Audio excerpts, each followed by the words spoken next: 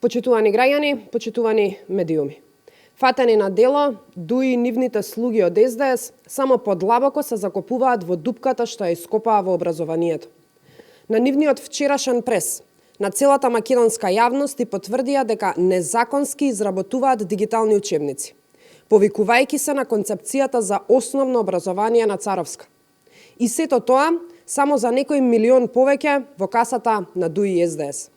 Само потврдија дека изработуваат дигитални учебници со сомнителен квалитет, со содржини кои никој не ги одобрил, во процедура надвор од законот за милиони евра.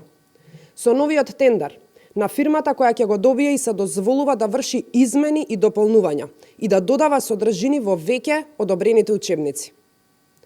Она што на тој прес не го кажа од Министерството за образование и наука е каде се учебниците по странски јазици за целото основно образование.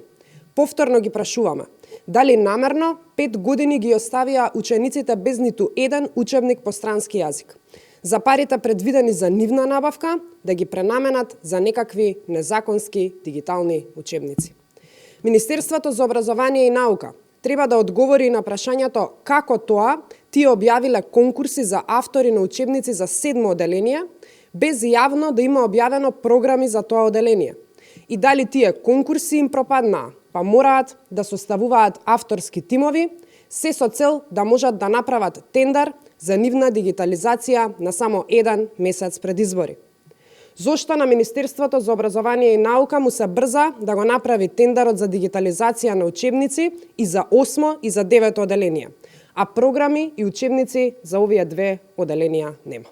Почитувани, прашуваме и зошто во овој нов незаконски тендер повторно се бара обезбедување на платформа за дигитални учебници за 4, 5, 6 оделение и обука на наставен кадар за тие оделенија, ако само пред неколку месеци за таа намена без конкуренција на фирмата Тримакс и беше доделен тендер од 800.000 евра.